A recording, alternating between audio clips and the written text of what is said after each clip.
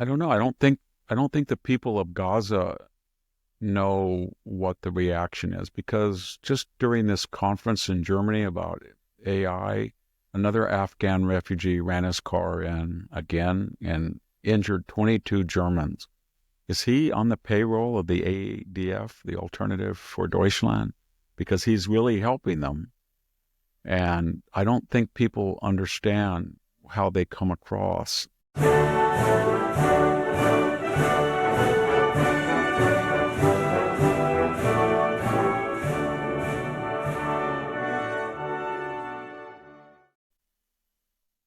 Hello and welcome to the Victor Davis Hanson Show. This is our Saturday edition where we do something a little bit different.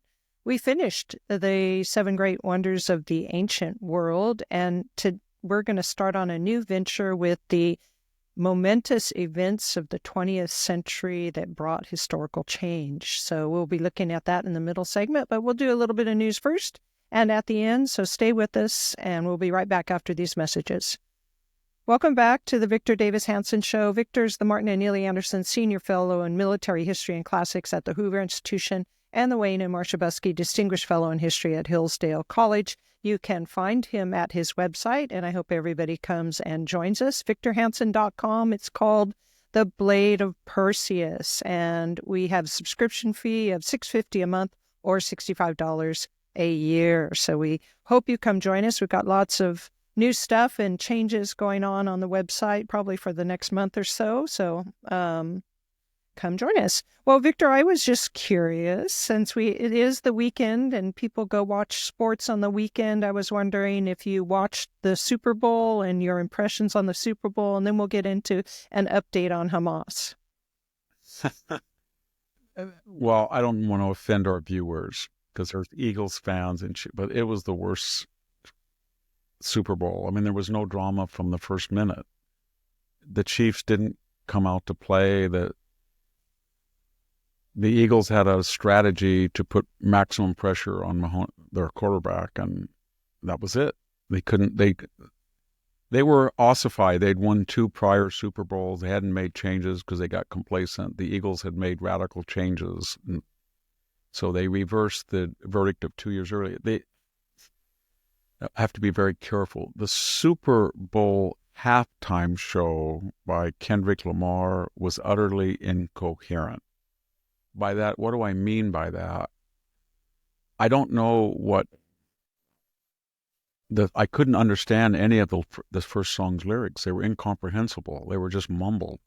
I don't think anybody understood. Everybody was right. It was like, he's the great rapper, so you don't apply any standards to evaluating his performance. He's just him. Remember, Kendrick Lamar was the one that Barack Obama invited to the White House, and he did To Pimp a Butterfly. That was his name. And in it, and I wrote a column about this, he said, got to kill Popo. He was talking about killing the police, and yet he was invited. That was when another rapper went with him, and his ankle bracelet went off in the White House. So Obama thought he was really cool to appeal to young black men by worshiping Kendrick Lamar, even though he'd advocated killing the police. So then he gave this performance, and no one knew what the first song was about. The second one was the only redeeming feature was it didn't have a lot of repetitive choruses. It was just one long narrative, and it was basically that my rival Drake, who half America doesn't know who he is a pedophile. And I'm going to hint that. And the rappers, they have a feud. Well, the whole world doesn't want to know about their feud. Who cares? So, yes, I'm an old white guy, and you're going to say, Victor should have known that, and he had no business. But the point is, I am an old white guy, and I'm not supposed to judge other genres of music, but I think I could get 10 people on the planet from all over the planet, and I could have a Beatles song, I could have a Mark Knopfler song, I could have Creedence Clearwater song, I could have even a Bob Dylan, and then I would play that, and they would say the latter is music, and that So it was not a good show, and I don't know what they've recovered because they were headed toward NBA type hemorrhaging, but they got rid of Take the Knee and they got rid of the end racism, and it's one of these phenomenon where I think the View women said that Donald Trump hated it because there were all black people and all of the chorus. They tried to, I think, balance the fact they were not diverse. They were not diverse. There was no DEI. It was all black, but they wore costumes that emulated the flag, and then they had Samuel Jackson, and I think some people call him an Uncle Tom. I thought that was cruel, but he was an Uncle Sam. That was in the View, I think, or maybe Yeah, it was that on Gutfeld or something. no, yeah, that woman on The View that was said that she had a whole bunch of followers on social media that apparently were very happy that it was all black. And then she said he was like an Uncle Sam, but he was dressed up as Uncle Sam. Yeah. So So I don't know what the reaction was, but we have this.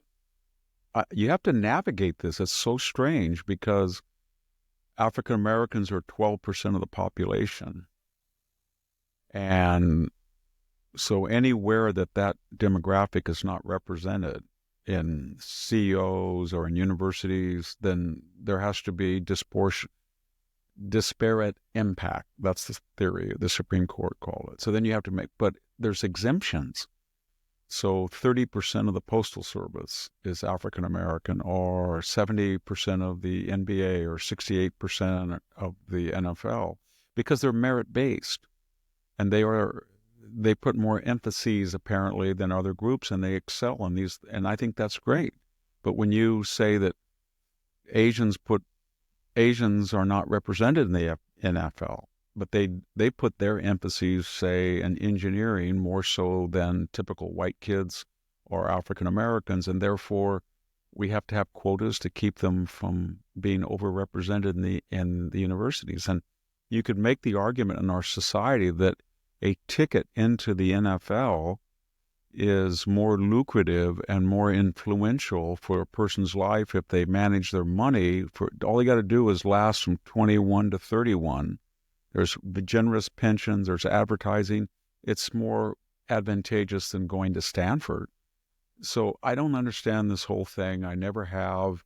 I think we should just get rid of all of this fixations on race and just open the arena up and let people gravitate to the areas that they want to. And if they're overrepresented, then if somebody's upset about it, then say, you know what, we're going to have a concerted effort. If you're an African American educator and you say there's not enough African Americans at Harvard or Yale under the new non-DI, then you say we're going to open in Chicago, Los Angeles, Baltimore academies, and we're going to require Latin and calculus at an early age. We're going to have uniform. We're going to emulate what Asians do. And we're going to, in 5-year plan, we're going to be as meritocratic. That's what Tom Sowell said. And if you think Asians think that they're underrepresented in the NBA, then they should have basketball camps. Same thing with whites, but we don't need to have it engineered, is what I'm saying. well, just in the interest of athletic excellence, with the Super Bowl, it was fun to watch. And I don't have any preference for Chiefs or Eagles either. I just like to watch athletic excellence. And boy, that Eagles quarterback just floated so many passes into his receiver's hands. That was just Hurts is his name, isn't wonderful. it? Yeah, it was Jalen Hurts. Jalen. Yeah, that was just wonderful to watch. So I have He to is say, an excellent athlete. He captured the imagination of everybody because he, unlike many quarterbacks, when people in the past had tried to accentuate the fact that he was an African American quarterback, he said he was a quarterback. And people in Philadelphia are a pretty tough crowd. They like him. And it's because he was magnanimous in victory. He didn't gloat. He didn't make fun of the opposition. So he was a perfect gentleman and a good citizen. And he was a wonderful quarterback. All right, Victor. So let's turn now to the news and Hamas. So since we were talking yesterday, it appears that Hamas is trying to renege on their hostages that they will give up on the weekend. Israel is mobilizing forces. They've killed two Hamas activists or whatever in the south of Israel who were bringing in drones. So they're active. And so the left is, of course, saying that they're being disingenuous because of these things. Rubio has said, well, it's a ceasefire. It's not a stupid ceasefire. I do like that. And Donald Trump has said, well, if they're not going to give up all the hostages, then all hell should break loose on Saturday when they're supposed to give them up. So, well, it's they understood. Everybody understands what they're doing. They're prolonging it so they can reestablish Hamas control, not rebuild Gaza. They don't care about Gaza. All they do is steal the food and supplies that come in there, and then they say that Gazans are not getting enough calories. But to get the calories needed to survive one more day, you have to deal with Hamas. So the remnants of Hamas, most of them are dead, but they're recruiting again, and they are using these hostage exchanges as performance art occasions where they get their camouflage uniform and they get their mask on. I mean, anybody who wears a mask does it for a reason. And they're either engaging in criminal activity or they're a coward. And so they don't want anybody to know who they are because the Israelis have an ability to go get them. So then they're going to parade out these hostages and they're going to show the crowds, get them all riled up, and the crowds are going to say, these are the people who destroyed my building. And they're going to try to spit on them, go out, and they're going to parade them, and then the Hamas people will protect them. And then they're going to get their choice terrorists back. And it's all performance art, ceremony, carnival, menagerie. And the Israelis are looking at this and said, well, we had to get the hostages back, but there must be a reason why they're not doing this. They've obviously killed a lot of them, or a lot of them have died. Some of the hostages said they wanted them to fake their deaths or to be, say you were killed by Israeli bombs. And I think what they're doing is they're pushing. And Hezbollah is pushing. They don't understand what just happened to them. They're kind of like Democrats that don't understand the election. So they are about this far away from being unloaded upon because there's a new president. And unlike Biden, he's not going to protect them. He's not going to go tell Israel, you have to be sober and judicious. You have to moderate. You can't have 2,000-pound bombs. He's going to say, you got to do what you do. And you've got four problems. You've got Hamas, the Houthis, Hezbollah, and Iran. Now, if the Houthis want, and they're braggadocio, they're saying, we're looking at this, and if they want to send another missile, Israel's going to just say, you know what, we took out your port, and we're going to take out your grid. If Hezbollah wants to attack, they said, we can do better than the exploding phones and walkie-talkies. And Iran, there's reports circulating this week that Iran is targeted by Netanyahu. So what did Iran do after losing its air defenses and being humiliated, not being able to penetrate Israel's defenses with 500 projectiles, and then having Hezbollah blown up and then all of their key people killed?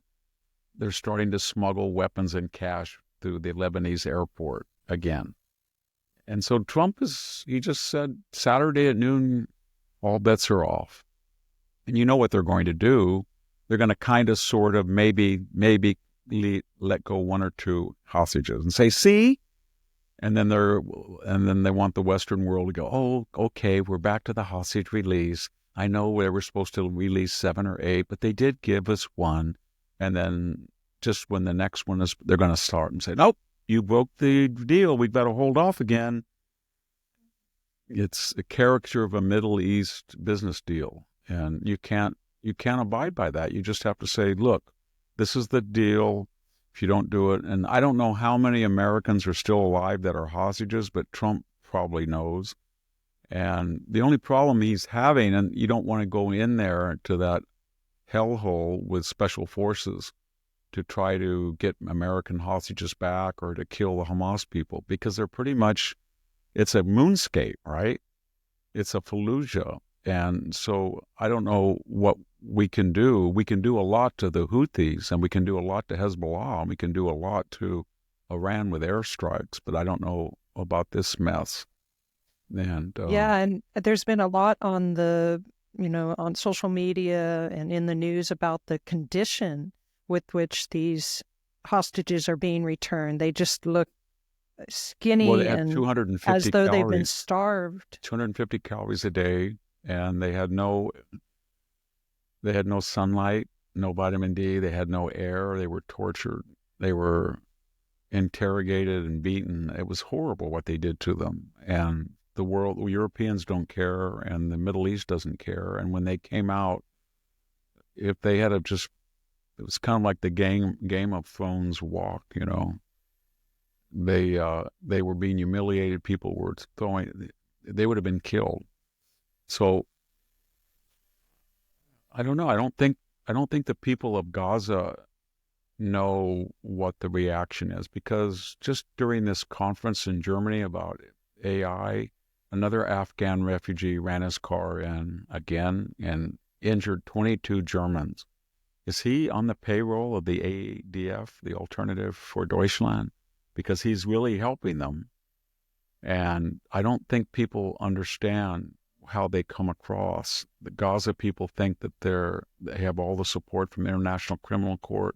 They have all the support from the Euro Council. They have all UN. They do. The media, yes, but they don't. People in the Western public have had it with them. They've had it with a protest on campus, which have disappeared. And I just don't think that a Gazan person who says he wants to study at Stanford or Caltech or Virginia is going to get a student visa. I just don't think that's going to happen. I think there's going to be a travel ban. And I think Europe is going to make it very, very hard. And I think you're going to see some expulsions throughout Europe. Sweden is paying people to go back. They're flying them back. And Yeah. it's Anybody who's it's civilized that sees the condition of those prisoners cannot possibly well, they have support this those contempt people. for Western society. They say Western society is self-critical and it's free and it has free markets and it has a higher standing of living. So we want to go there, but we do not want to integrate, intermarry, assimilate in the most part. Some do, but for the most part, we do not want to do that. We want to form enclaves of Islamic thought and culture that's not assimilated, but we want to do it under the aegis of the West. So we have the trickle-down economic bounty, we have the freedom of thought, we have the legal, and we appeal to the sick side of the West that hates itself. And then we feed them with victimology. And that's how they operate. And it's all based on asymmetry. They all know that if anybody were to do what Islamic immigrants to the West or illegal aliens or whatever their statuses are, if they were to do that in Egypt or Syria or Jordan, or they would be killed. Or, I mean, try going to, I don't know, Iran, or try going to Saudi Arabia and setting up a Mormon church and say, you know what? There's a beautiful mosque in Dearborn, Michigan, and we're going to do the same thing in downtown Istanbul or Cairo, and see what happens to you. Or, you know what? We make fun of Christians all the time here, and you guys have a perfect right to go make fun of the prophet. Try it and see what happens to you. So that everybody's tired of the asymmetry. And that's what Trump is trying to do, is trying to say that we're a singular nation and we're not going to play by two sets of rules. Yes, and we've Whether seen it's a lot of trade that or this week. whether it's trade or whether it's military or whether it's social or cultural immigration. We're just going to play by one set of rules. Whatever you do to us, we're going to do to you. So, Victor, as I said, J.D. Vance went to Europe for his first trip, and he was at an AI conference. And as you said, and in my notes as I wrote, U.S. experts U.S. expects to be treated fairly in the future. So they're no longer going to bankroll defense or have unequal tariff policy with the Yeah, I wish the Europeans. Wall Street Journal would listen to that, because almost every day they write a op-ed about the deleterious, suicidal, destructive terror policies of Donald Trump, or how he's picking on countries. In other words, we've gone so far one way that the remedy is considered worse than the malady, the disease. But and you saw that the same idea in Canada, where their former finance minister is now taking over for Trudeau and the Liberal Party. And she said, we're going to go full out against the United States. We're going to start tariffing all of their dairy industry in Wisconsin, meaning it's a swing state. Yeah. Okay, but you should look at the comparative size of the U.S. economy. I think it's 12 times larger than Canada. And everything that you export to us, from oil to cars, we can assemble here. And the reason that I'm saying that is not because I love Canadians, but the problem with Canada is they operated on the same principle that Mexico did, that the United States, when they have a left-wing government or even a rhino government, feels guilty, it feels arrogant. We're so powerful, we're so magnanimous, we're so wonderful that, yes, you can have asymmetrical terror. Oh, you have a $50 billion oh, you have an open border, and you're dumping illegal aliens on our north, and you're dumping them on our south, and you're sending drugs from the north, and you're sending drugs from the south. And Mexico's got 170 billion, and that's okay because we're the USA. No, we are a nation in decline that's trying not to decline. We have 36 to 37 trillion in debt. So what Trump is saying is, you can call it a tariff, but I just call it tit for tat.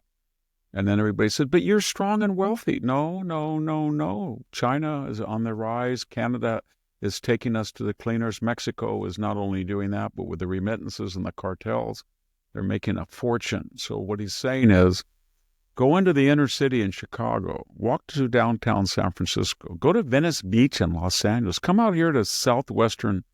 I can take you places. Laura Logan came out here from Fox Nation once, and I showed her, and she said she thought that the poverty was worse than Cairo and the gangs. So this is like Dickensian England, about 1850, when the British Empire was all over the world, civilizing the colonies supposedly in Africa and Asia, and why the interior of London was rotting with crime, stuff that we saw in, David Copperfield, stuff like that, Great Expectations. And so we don't want that to happen. So that's what J.D. Vance is trying to tell everybody, and that's what Pete Hegseth is trying to tell everybody, that, we're going to look at our own borders, and we supplied Ukraine with, if you look at all the type of aid, it's probably $200 billion. And, we want to help you have peace, but it was not the policy of Barack Obama. It was not the policy of Donald Trump, his first term. It was not the policy of Joe Biden to give you enough weapons so that you could stage a counteroffensive and reclaim militarily the Donbass and the Crimea, which have been lost from you for 11 years under the Obama administration. Remember that. It was the Obama administration during that hot mic scene in Seoul, South Korea in 2012. Tell Vladimir that I'll be flexible if he gives me space. Well, he gave you space, and you were flexible, and he went into Donbass. And so I guess what I'm trying to get at is, so it's a whole new world now. Everything is up for discussion. There's no constants. There's no orthodoxy that's written in stone. Everything's it's because it's not working.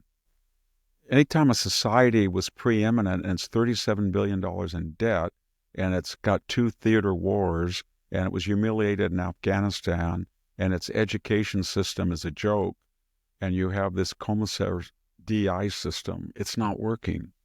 And so you've got to systematically go through the whole thing. And that's what we're trying to do. And people who have helped it not work are furious. Yeah. Victor, let's go ahead and take a break, and then we'll come back to look at one of the first great moments in 20th century history, and that's the Russo-Japanese War and the changes that it brought in the brought to the world. And then after that, when we come back for our third segment, we'll turn back to the Ukraine since you've brought it up. So stay with us, and we'll be right back. Welcome back to the Victor Davis Hanson Show. So the first and earliest in 1904 and 5 is the fight between the Russians and the Japanese, and that had grave impact on world history. And so I'm excited. Well, yeah, we're going to look at 20 or so every 3 or 4 years throughout the 20th century, the decisions or turning points that affect us today. And we're going to talk next week. I think we'll probably talk about the Panama Canal that was inaugurated about the same time, and it's in the news. The income tax, 1913, a nice Woodrow Wilson gift. So we're going to talk about that.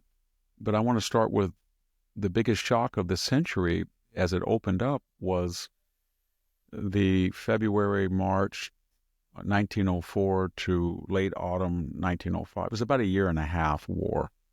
And it was a very serious war. There was about 170,000 dead and wounded, and almost matched on each side. And it originated over the idea that Japan was now starting to become Europeanized, westernized, under the Meiji Restoration and Revolution. It opened its gates to Western influences, and by say 1870 to 1900, it had about 250,000 Japanese students in universities studying engineering, the mechanics, physics in Germany, France, but especially Great Britain. And that was under the radar. And then they hired consultants from France and Britain to help them design.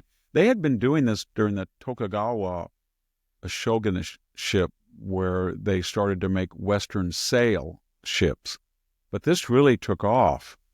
And so when they got by 1904, they were expansionists. They had steam-powered ships, and they thought that they deserved, like the Europeans who had taught them how to make sophisticated Western weapons, they wanted to emulate the Western colonial experience.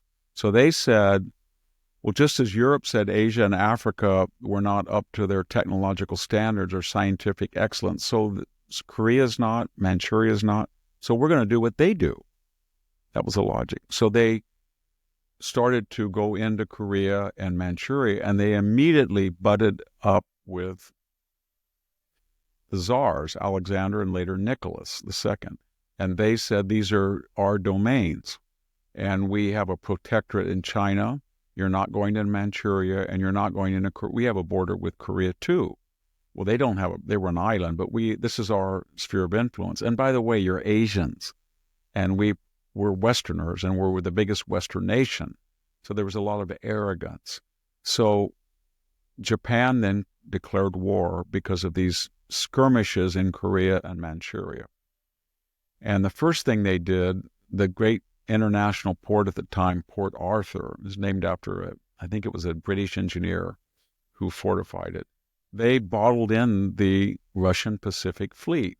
They had about 5 we called them dreadnoughts in those days, and cruisers, but the whole Pacific Fleet. Russia always had 3 fleets: the Baltic Fleet from its northern summer ports, and then the Black Sea Fleet, and then the Pacific Fleet. And they didn't really interact because Russia was so large. But the Pacific Fleet was about the size of the Japanese fleet, and it was bottled up by the Japanese who mined the harbor of Port Harbor. And they tried to break out. At the same time, they simultaneously attacked from all sides. And everybody thought it would be a joke, that Russian artillery, Russian ships would be superior. They had ships built by Americans, by French.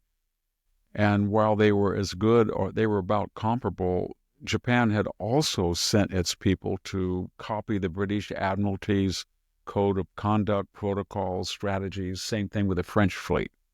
Less so with the Germans. the two first cousins, Wilhelm and Nicholas II, were inveterate racists. They said these are inferior yellow people. And Germany was actually backing Russia. And what happened? They destroyed most of the Pacific Fleet. Everybody was shocked. How can these Japanese people do this to a Western power? It was a fluke. They used mines. They blocked the harbor with capsized ships. It was just a fluke. But we will beat them in Korea.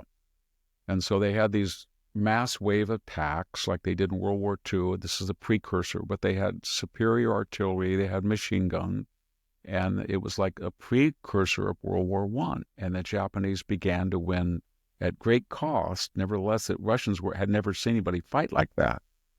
So then the idea was, how are we going to obtain naval superiority and blockade Japan, because it is a sea power, and if we get our fleet, we can stop them from supplying any troops to Manchuria or China because they're an island.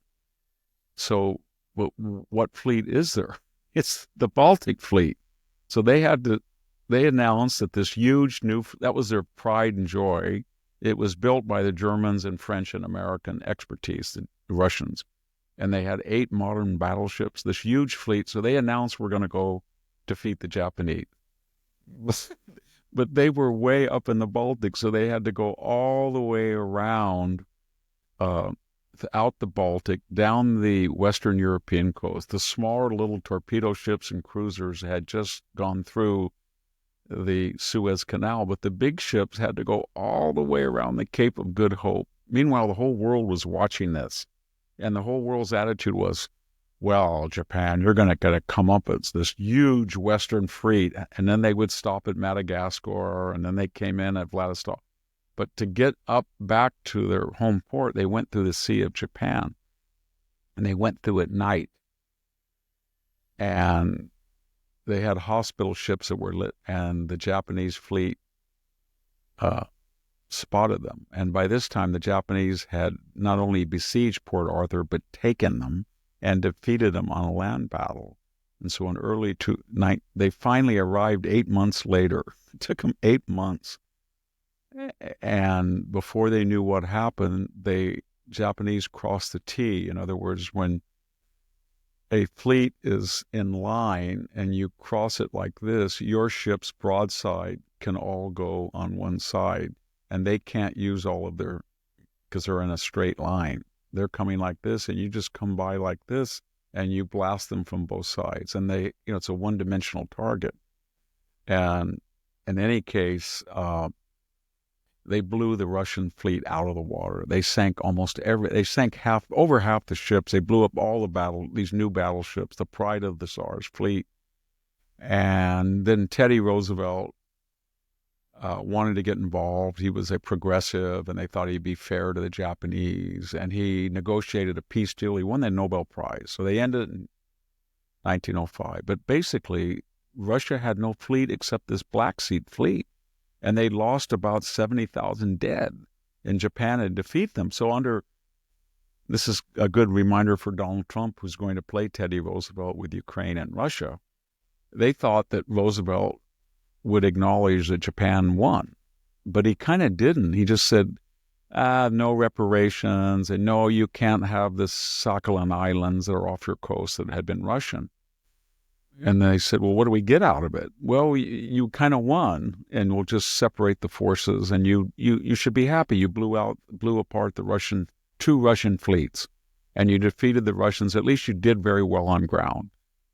Do we get all of Korea? No. You get the areas where you were in control of the battlefield. They would eventually get Korea. Do you get all of Manchuria? Well, that's your business.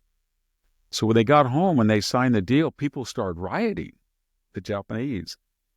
And they had their really only viable democracy, but they had been indoctrinating people for 30 years about Bushido, and we're now not shoguns, we're not little warlords, we're the Japanese Yamato people, and they didn't realize they had created this fanatic youth group. And so the youth said, no, we won that war. You're a racist.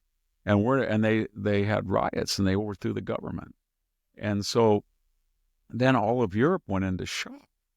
And they said, my gosh, when you look at the Japanese ships, they copied them better than the originals. And when you look at their uniforms and their discipline, they were so much more disciplined than the Russians. They made improvements in optics. They had better sighting on their battleships. They had better strategies. But that's impossible because they're yellow people. And, and I'm just quoting what the Kaiser and the Tsar were writing to each other. So what was the importance of all this? The importance were that they were taken seriously. So when World War I came in, then there was an effort of the Allies who had trained the Japanese. They said to them, you don't like the Germans. And they were always anti-Japanese, but we helped you build your fleet and educate. Would you please join the Allies? And they did. But they didn't like the Russians, but the Russians were knocked out in 1917. So what did the Japanese fleet? It patrolled the Mediterranean for the Allies. So when the Allies won in 1918 at Versailles, they thought they were going to get a seat at the table. They thought, well, we're the biggest Asian power. We blew apart the Russians. That was over a decade ago. Our fleet now is the fourth or fifth largest. And they said, no. There's Orlando, Italy, and there's Clemenceau, and there's David Lloyd George, and we'll let this renegade Woodrow Wilson come, the Big Four. And they're going to deal with whoever the government is in Germany. Hindenburg, Ludendorff were, out, and Kaiser was going to Holland, so it was a provisional government, and the communists were not there, and the communists had taken over, so there was no more czardom. But they didn't get a seat at the table, so they were angry. So then in the 1920s, the effect of this was the Bushido militant Japanese kept saying these Western imperialists are racist. They take colonies. They don't let us do it. They say we're cruel to Koreans. We're no more cruel to the Koreans than they are in Africa and Vietnam and everything. And we're going to have Asians for Asians. And that started it was the foundation for the creation of the great Japanese Pacific Fleet. They went on a crazy building program in the late 20s and 30s.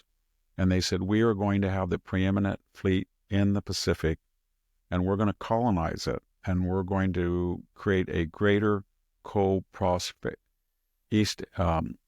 to have a greater co-prosperity Asian trading bloc. That was established in 1940. So we're going to have Manchuria, we're going to have Korea, we're going to have the Philippines eventually, and we'll get Singapore. And then that was what their plan in World War II was. It grew out of their victories in 1904 and 5 and the anger which they had that they were not accepted as a co-equal with the Allied powers, both getting the spoils of war in 1905, they didn't get them. And then they were not treated as an adult power in World War I, so they didn't get any of the spoils of the Allied victory. They didn't get any of the old German property, the Bismarck Islands or any of that. And so they said, we're a preeminent, and they created a great, and they just doubled down. They said, you know what? If we had 8 battleships and the Russians had 8, we're going to have 20. If the Americans have 3 carriers, we're going to have 8. And so that's what they did. They just completely rearmed and all through the 1930s. And people still didn't take that lesson. So when Pearl Harbor happened, it was the same reaction as Port Arthur and the Battle of Tsushima. Everybody in America said, how did they do this? They're Japanese. They sank 8 battleships. They have 9 carriers and we only have 3 in the Pacific. What's going on? The Zero is better than the Wildcat? How did this happen? Well, I have a question. One's just a small thing. You said that the Japanese were patrolling the Mediterranean. Did you mean the Pacific in World War I? No, there was no. They were in the Mediterranean patrolling? There was no real Pacific theater. I mean, there were some skirmishes in Africa, but they asked the Japanese to relieve them of, patrolling for U-boats and things like that. Italy, remember, was a Allied power in World War I, and France had a Mediterranean coast. Italy had a Mediterranean coast. Greece was a on the Allied side. So the idea was that they would help bulk up so that the Germans could not make inroads into them. There wasn't much to do, but they exaggerated their contribution, but they wanted to be given deference and honor at Versailles. And they felt that they had been screwed over, if I could use that term, since 1905. And the people did. And so everybody, when I was writing the World War II book, the common view until about 30 years ago was that the Japanese people were innately democratic and that these warlords occasionally hijacked their government, these radical. They didn't want to settle World War II, that was not true. The militarism and the zeal to fight and go to war was from the working classes and the students. They had been indoctrinated in the schools that they were a superior race. It was very similar to Nazi ideology. And they felt that they were superior to all these other Asian peoples and that the colonial model was okay for somebody, but not for them. That was very important in World War II, the lessons, because there had been a big fight where they said they were wise enough not to attack Britain and the United States at first. They didn't do that till 1941. But when they looked at what Germany had done, and they were very suspicious of Germany in World War II because they'd been against them in World War I, and they felt in 1904 and 5, Germany had helped Russia, at least in insidious ways. We know now from the correspondence of the Kaiser and the Tsar that they wrote things like, Nikki, these people are subhuman, and it was really racist. So the point was, when they got into 1939 and these colonial powers started to disappear, they were wiped off the map. The Netherlands was wiped off the map. France was wiped off the map as a state. And then what happened to their colonies? And some of them were the richest colonies in the world, especially Vietnam and the Mekong Delta rice belt, or the Dutch East Indies. So there was a big argument. If they had just taken them, I don't think there would have been a war. They could have got everything they wanted. But they looked over at Europe and they said, Germany's right outside the first subway station in Moscow on December 5th. They're going to take it any day. We're missing out. Wow, even Italy's doing well. They're just about ready to take all of North Africa from the Vichy's. They looked at all Europe and they said every single European capital is under Axis control or pro-Axis neutrals, whether Sweden or Portugal. So we missed out on this, so we better go attack Pearl Harbor and we'll attack Singapore. And that way we can get Singapore and we got the Philippines. Yeah, they got what they wanted, but they ensured their defeat in doing so. Well, the other question I had was, you said that Russia was a Western power, and that is up to sort of speculation, at least to some extent. They were like the Japanese in the sense that 100 years earlier, under Peter the Great, they made the decision to become like the Western powers that they knew because they wanted their military to be as good. And the Japanese did the same thing under the Meiji Restoration. And so it's kind of interesting. I think this is more comment than anything, that the Japanese seem to have been a lot more successful at westernizing than the Russians were. And I was wondering your thoughts on that. They were, and that became a very racist trope because the Europeans who looked down on Russians felt that they could be westernized because they were white. And that was the idea. And all of the Western capitals saw that Russia could become a very valuable partner, especially to France, to box in Germany, because it was white and it would and there was to be fair, I mean, Russia had brilliant people, it always had, but Japan was considered inferior racially. So they were upstarts, and they would copy American and British and French designs, nautical engineering, but they wouldn't innovate the way the Russians sometimes did. You know, in World War II, where you look at Katyusha rockets or the T-34 tank or some of the Yak and MiG fighters, they were wonderful. But it turned out that was wrong. that the Japanese were not just emulators. They had started to emulate Western education, and they were creating scientific centers of learning and engineering that were as good, if not better, than Europe. So when you look at these battleships in 1904, 1905 that they created, they were better than the Russian Westernites. And by the 1930s, if you look at the quality of American carriers versus Japanese carriers, they're about the same. And you could make the argument that Japanese destroyers or Japanese torpedoes were superior to America. So they were very brilliant people. And it wasn't after their stage of just copying, they became what they are today. They're very innovative and they're very creative people. And they very much resented to be looked down upon. Remember, the historian Thucydides, when there's an accusation that the Athenians are, they're too grasping. And Cleon says that we keep our empire and we grasp, and we took it because we took it out of fear, phobos, and honor, time, and self-interest, Ophelos. And that's kind of been an iconic sense that a country doesn't just go to war to get oil or minerals or anything, but they do it because they're afraid of other countries, and Japan was afraid, and they do it for the honor of the Japanese people, and they do it for their self-interest. Well, Victor, let's go ahead and take a break and then come back and talk a little bit more about the Ukraine. So stay with us and we'll be right back. Welcome back to the Victor Davis Hanson Show. You can find Victor on his social media, X. He is at VD Hanson, and on Facebook, it's Hanson's Morning Cup. So come join him there.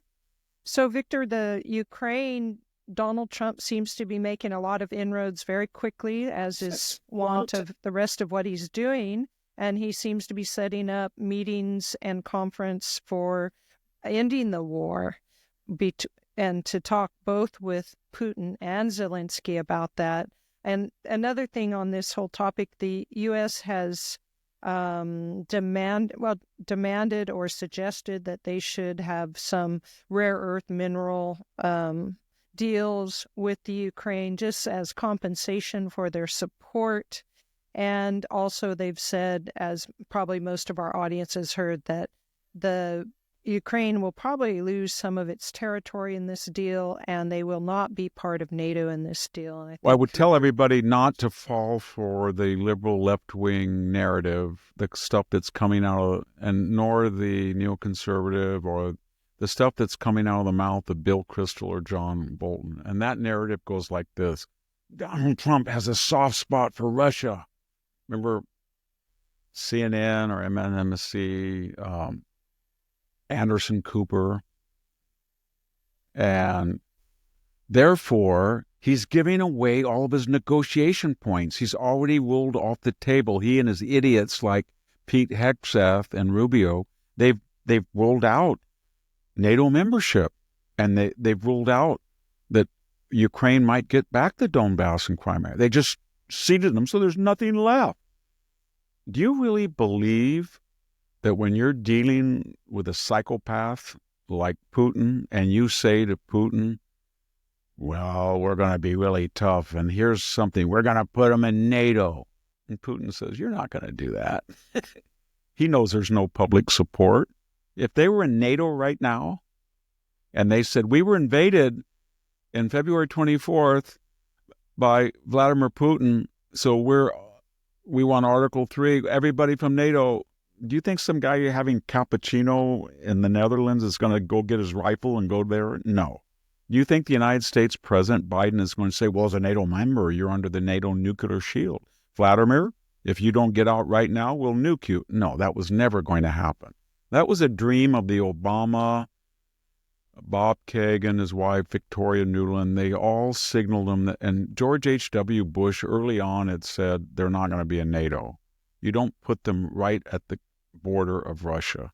It would be as if in 1962, right after the Cuban Missile Crisis, the Soviet Union said, we're going to make Castro part of the Warsaw Pact, Cuba, right in your area of influence. It wasn't going to work. So this next thing they're criticizing Trump is that he has hinted, and Hexas said, we're not going to go back to the pre-2014 borders. Remember, everybody, that under the Obama administration, Putin took the Donbass and Crimea, and he's held them for 11 years. But here's the problem. You think when you don't admit that, you're weak? You're going to go deal with Putin. Said, Putin, we're going to get back to Donbass. And he's going to say, well, you had your big offensive in 2023. It was all over your newspapers, and you went in and you lost. You didn't get them back. And there is now about 1.7 million dead, wounded, and we don't want it, you don't want it, but don't threaten me with an empty threat. Was it the position of the Barack Obama administration to militarily retake the Donbass and Crimea? No. Was it the position of the Donald Trump administration from 2017 to 21 to retake the Donbass and Crimea military? No. Was it the position of Joe Biden prior to 2022 February? No. So we don't believe you ever had the desire or will. And more importantly, study the issue. The issue was that Crimea has been ours since 1787. And when we fell and we were in disarray, it declared from 1992 to 91 to 93, 92 to 94, it was the independent country of Crimea. So we wanted to steal it, and Ukraine wanted to steal it, and the majority were probably Russian speakers, but you stole it first. So you destroyed their autonomy, and then you put it in. And then Donbass, we had all these plebiscites. Sometimes they voted to go and join you. Sometimes they voted to be independent. Sometimes they wanted the federation. And in 2014, you had a coup. You being the West, you supported the removal of Yukovich. You got rid of him. And then they put in Poroshenko and a pro-Western government. Okay, that's great. And so Putin is looking at the breadbasket of Russia for the last 300 years, and he says, oh, it's westernizing. They threw out an elected government, and I know that they were behind it. They may or may not have been. So there's all this history that makes it very complex. It's very similar to the Balkans. So what does this all mean? It means that Donald Trump is going to sit down with Putin, and they're going to go tell Zelensky, we're going to stop this, because you have lost probably yourself 700,000 dead and wounded, and they've lost probably close to 1 million. This is worse than Stalingrad. And it's a blood-curdling disaster. And by the way, he is the only president who has ever talked about that. Obama and Biden never talked about the human cost. It was, for them, it was always a strategic mechanism of using the last Ukrainian to get an edge over Russia. And so what I'm getting at is they're going to forge a deal, and everybody knows what the deal is because everybody's talked about it. The deal will be this. Trump says, well, I'll let you go tell the Russian people that you screwed up, Vladimir. You should have never gone in. That was a stupid thing to do. It was a mean thing to do. But you got to have a bone for your public. So you tell them you went to war because they were going to take back Donbass and Crimea, and now they're not. You institutionalize this. And you went to war so they could not join NATO, and they're not going to join NATO. But here's what they want. You got to go back to where you were on February 22nd. So you give up the areas of the Donbass that you tried to add on to. Just go back, February 24th, 2022. Get back there, and we're going to arm the Ukrainians. All of Europe, we're going to arm them, and we're going to help them rebuild, and we're going to have a demilitarized zone, just like Korea. And you're not going to go in there again. And that's the nucleus of a deal. And I think both sides will take it. I know that because right after the spectacular, heroic saving salvation of Kiev, remember that? In February and March, everybody was ecstatic. Zelensky, Ukraine, they just made those Russian incompetent. Remember that big, long train of tanks? They just blew them apart. They thought the war was over. And I thought I wrote an article, I thought, no. Russia has two rules. when they go into other countries, they don't do very well. They went into Finland in the Winter War of 1939. They lost 600,000. However, I said they don't do very well. I didn't say they lost the war. So then by 1940, the Finns said, we did wonderfully. We beat you. We've killed almost 1 million Russians dead, wounded, missing. But you want 10% of our country? We'll do it. And they surrendered, basically. And then the same thing in Poland. They went in there in 21 and 23. They were a disaster. But they regrouped and they took it in 39. Same thing with Afghanistan. They don't do well when they go into Afghanistan. However, you fight on the borders of Russia, and what looks like victory never is. Napoleon goes in 1812. He wins the first 3 months.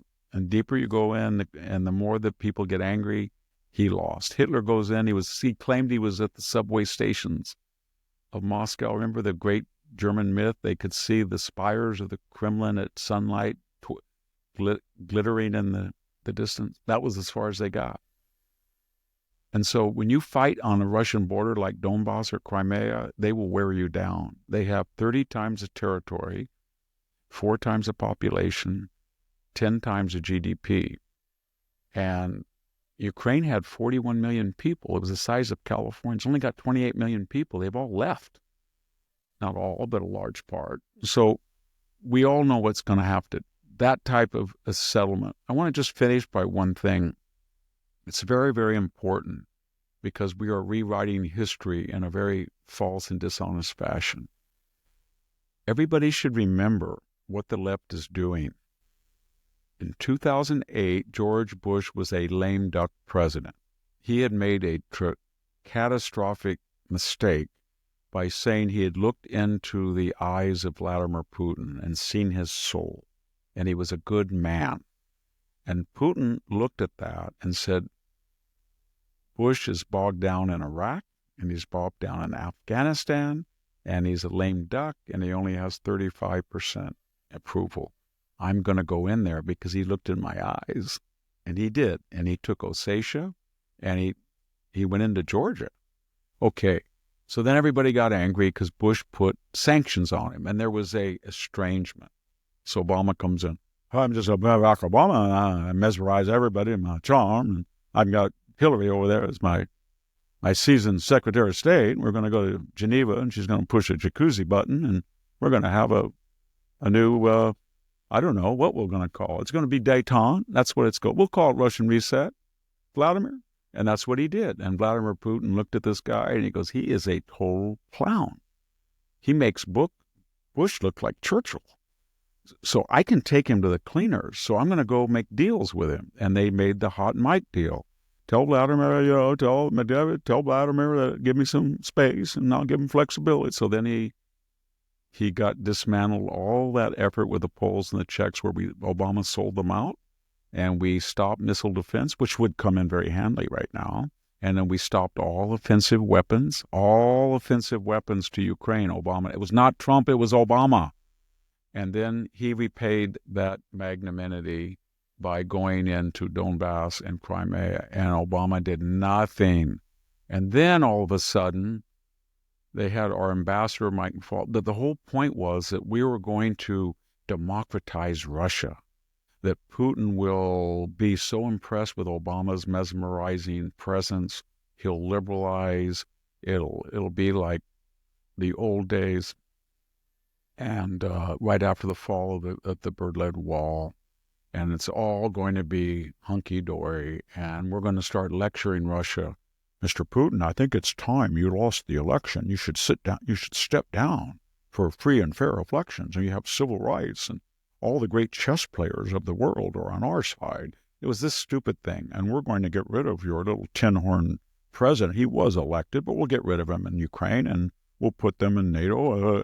And they sized those guys up, and they said, no way, you're just all talk, and now we're going to take advantage of you.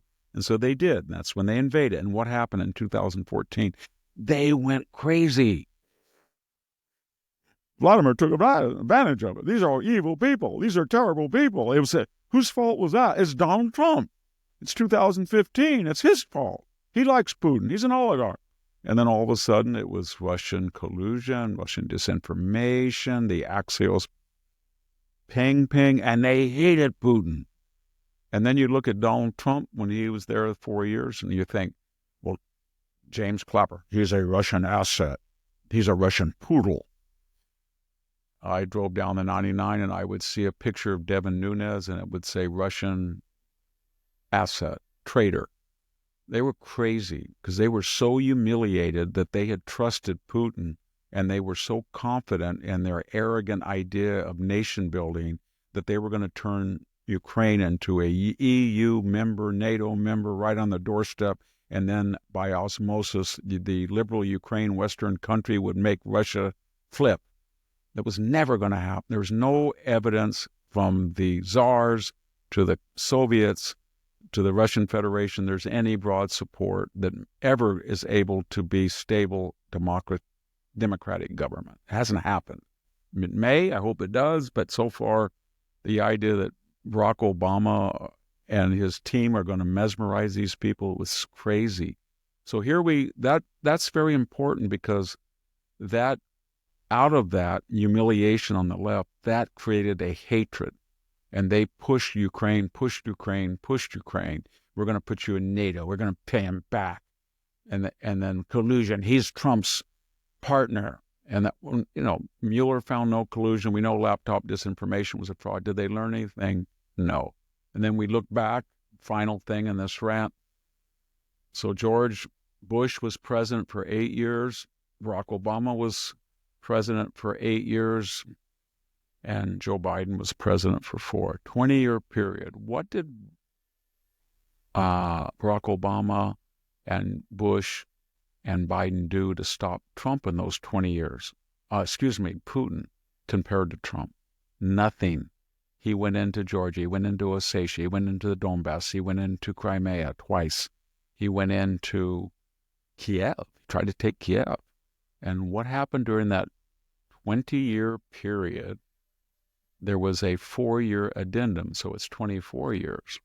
When Donald Trump was president, did he expand Ossetia? Did he invade Lithuania? No. Did he do any more invasions in Ukraine? No. He didn't do anything. Why? Remember that conversation that Trump supposedly said to Putin? Don't go in there. And he said, why? And he said, because I can hit the Kremlin. And Putin said, you don't mean that, Donald. And he said, yes, I do. And so that's the background of this whole catastrophe, that the left was going to use Ukraine and make it into this beautiful democracy, and then it'll spill over and punish Putin for not appreciating their genius. And then when you actually look at Donald Trump, who was the person who first sold them offensive weapons? Obama? No. Was it George W. Bush? No. Was it Joe Biden? He stopped it when he came in 2020. It was Donald Trump. But you impeached him.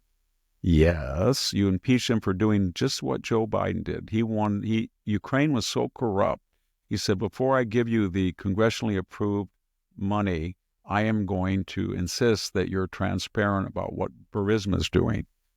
Impeach him. He's trying to interfere. Okay, and then Joe Biden had gone over in 2016 and said, SOB, you got an hour and 6 hours, and I'm going to go and I'm going to impound $1 billion of aggression. And that was okay. But he should have been impeached for that if Trump was. So then what did Trump do? He killed 300 to 400 people in the Wagner Group in Syria. That was more than the entire Cold War of 80 years. He raised the sanction. He dumped cheap oil and bankrupted the Russian oil industry. He sold Ukraine weapons. He got out of an asymmetrical deal. The Russians thought he was too tough on them. And all of a sudden now Bolton and the whole crowd comes out of the woodwork and said, he gave away negotiation points. No, he didn't. He's just saying what everybody knows. You could have stopped this war 3 years ago. And you'd be right where you are now. Well, Victor, so let's just turn to one more topic today. The EPA, the Environmental Protection Agency, Lee Zeldin has found, this is just criminal, it feels like, $20 billion of taxpayer money hidden in a financial institution. And they were hoping to use it in place of funds that they expected Trump would cut from far left activist groups.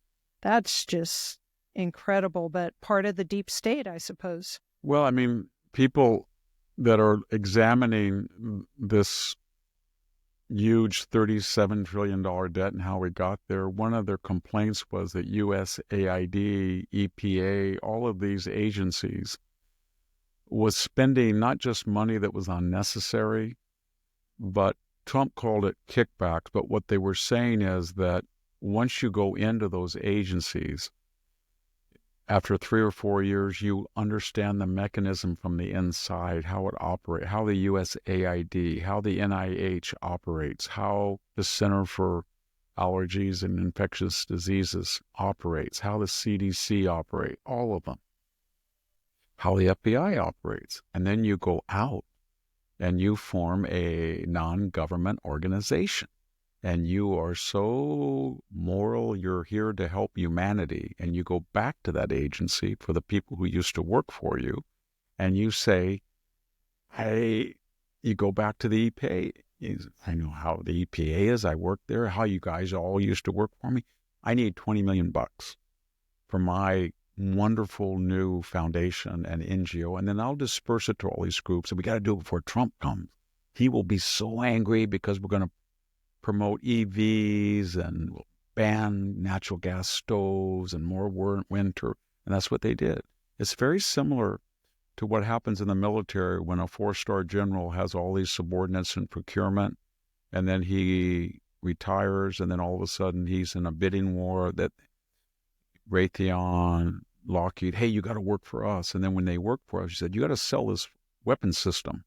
And he might say, okay, how do I do that? Well, call up all your subordinates that used to salute you and tell them. And that's what happens. And that's what he's trying to break up, is to reduce the size of these agencies and their budgets and get rid of their incestuous relationship by these NGOs and these outside, quote unquote, nonprofits that either are manned by spouses or friends of people in the agencies or by former agency officials themselves. I think didn't they call it gold bars on the Titanic? They were throwing gold bars on the Titanic, meaning that Biden's ship was sinking, but they were throwing the gold bars out. It's utterly corrupt. I don't know how I just wish the left would be honest. I wish that Mazi Hirono or Hakeem Jeffries or Elizabeth Warren or the Squad or Maxine Waters would just say, you know what? All these programs are good. I want to give $40 million to the Wuhan lab. They made a mistake once, but maybe when they make their next virus, it will be wonderful. I want them to say, you know what? We have $250 million. We're paying 7% interest. That's not bad. We can borrow $250 million because they're going to train 6,000 journalists, Reporters Without Borders. They're going to be global internationalists, and they're going to support us, leftists. So that's why we're doing it. Why don't you just be honest and say that's what you want? But instead they say, everybody's going to die. This is illegal. This is a constitution. It's not.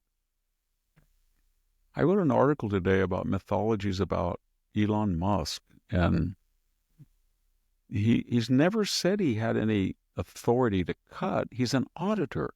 He goes through with his team and he finds waste, fraud, and abuse. Then he turns the findings over to the cabinet heads and the heads of agencies. Then they call Donald Trump up and they say, these are what Elon found. And Trump says, well, do you agree? And they say, yes. Well, then cut it. They have statutory authority to cut, not Elon. They can accept or reject it. And he does not, he's not confirmed. He's not elected. It's like me saying, well, Jake Sullivan was running foreign policy. He never was elected. He was never confirmed by the Senate. That's wrong. They just make up these things as they go. This is a constitutional crisis. A judge said that the Treasury can withhold all information from their own secretary. So Donald Trump is appealing that. But what happened when the Supreme Court overruled Roe v. Wade? The same way AOC said, we should just ignore that. Or Joe Biden said about student loans, I'll get around it. Just ignore it. Remember who these people are. They're Jacobins. They're not Democrats of old. They're revolutionaries. And this counter-revolutionary movement of MAGA and Trump is scaring them because they're losing their hold on the media, on academia, and public opinion, and they can't nominate, they can't veto, they can't do anything. They don't have the House, the Senate, the Supreme Court, the White House, and they don't have the congressional committees. So they're impotent, and they're angry, and their institutions, they're turning around. They said, well, call Zuckerberg up. He gave us $419 million. Now he's on the other team. Well, Bezos is the second bit. He joined Elon. Well, how about Andreessen and Horowitz? Well, they're gone too.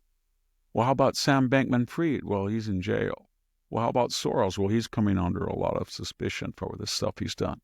Well, you call up Stanford or Harvard or Yale. Well, they're facing 15% only surcharges. They're losing millions of dollars on the racket they were doing for infrastructure charges that they raked off from federal grants.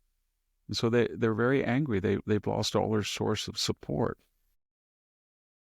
Well, Victor, we're at the end of the show, and I would like to read a reader's comment. It's Carol Furr, and she says, thank you for sharing the facts with a slice of wisdom on the side. A community that is solely absent these days from journalists. Your gift of both intellect and understanding is a joy to read. Whoever would have thought that a government more efficient and effective would see so many protests? Well, maybe it's not so astonishing. Thank you for taking time to continue to write regularly. Love the hat, by the way. Oh. We watch classic movies, and I told my husband, just wish men would start wearing hats again this week. Most sincerely, Carol A. Furr. So thank you, Carol. Both my grandfathers wore hats. Yeah. I'm doing it because it's cold, and I've lost most of my hair, so it gets even colder. And I don't treat them very well, so it'll probably wear out. Yeah. But that was a very nice letter. And very nice. Who would be against trying to balance the budget or stopping waste and fraud? And apparently there's a lot of federal employees, there's a lot of left-wing people who count on manipulating the government. Yeah. And I remember 5 years ago, I would walk through Menlo Park or Palo Alto, and Tesla was on everybody's lips.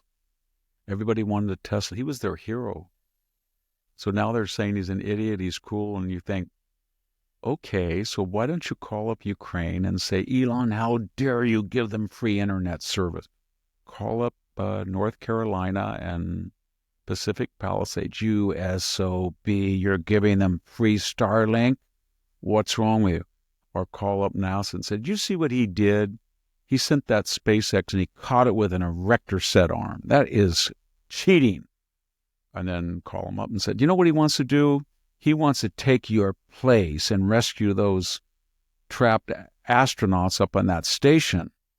And now the worst thing is he took X and he allows everybody to say what they want. There's no more censorship. That's what they're saying, right? Yes, absolutely. No, and that and more, that anybody normal would just astonish who would follow that party because they've got all the wrong positions and they seem to be doubling down. It's a gift to the Republicans. They're just, every time I see Maxine Waters start to use the F word or foul language, or she screams and yells, or they had that Representative Garza, he called Elon a D-I-C-K on national TV, and then Anderson Cooper called the governor of New Hampshire, Sununu, he called him a D-I-C-K on national TV. They are losing it, man. They are losing. And then Trump is very much quieter, I mean, he still tweets provocatively, but he's tired. He looks tired sometimes. He's not screaming and yelling. He's just very determined, very methodical. And that's what's driving them crazy. It is, and it's making us all happy. So Yes. Where's Latita James when you need? Oh, I'm sorry. She's in trouble. She's being investigated. Where's Fannie Willis? Oh, she may be facing criminal penalties with Nathan Wade. Well, where's Jack Smith? Oh, he folded his tent. Where's E. Jean Carroll? Well, she's under appeal. She may lose some of her settlement. Where's Alvin Bragg? He can't set foot in a federal courtroom. And some of those things Pam Bondi is doing, but we'll leave that for you and Jack to talk about. Pam Bondi suing the New York governors, if I could use the small G I can't believe she's governor. 59. Is that Yeah, right? 59. she's so you and Jack are going to have to give a good talk about all her Yeah, work. she's something amazing. else. She's a powerhouse. Yeah. So thank you, Victor, for all of the commentary today. I especially enjoyed the Russo-Japanese War. That was great. And thanks to our listeners for joining us and taking some Thank you, time everybody. this weekend. See you next time. Thanks for listening. This is Sami Winc and Victor Davis Hanson, and we're signing off.